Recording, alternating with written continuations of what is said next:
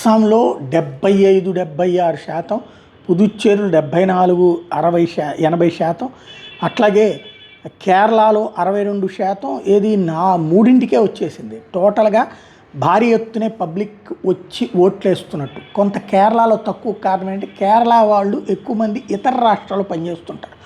వాళ్ళకి కనుక ఎన్నికల మీద సీరియస్ ఇంట్రెస్ట్ ఉంటే సొంత ప్రాంతాలకి తిరిగి వెళ్ళి ఓట్లేస్తారు. కానీ అంత పెద్ద ఇంట్రెస్టెడ్ లేదనుకుంటా, అటు కాంగ్రెస్ మీద ఇటు కమ్యూనిస్టుల మీద ప్రేమ లేదనుకుంటా, కొత్తగా బీజేపీ వస్తుందని నమ్మకం లేదనుకుంటా. అందుకని ఎవరి ఏరియాల్లో ఉద్యోగాలు వాళ్ళే చేస్తున్నారు, ఎవరి ఏరియాల్లో ఉన్నటువంటి చదువులు వాళ్ళే చదువుకుంటున్నారు. అది ఆంధ్రాలో కావచ్చు, తెలంగాణలో కావచ్చు, కర్ణాటకలో కావచ్చు, తమిళనాడులో కావచ్చు, ఉన్నటువంటి వాళ్ళు అక్కడే ఉన్నారు తప్పించి అటు వెళ్ళలేదు.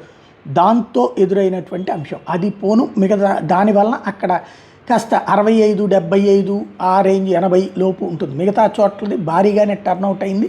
పబ్లిక్ ఉదయం నుంచినే బారులు తీరి ఓట్లు వేయడానికి నుంచోవడం అన్నటువంటిది మంచి పరిణామమే.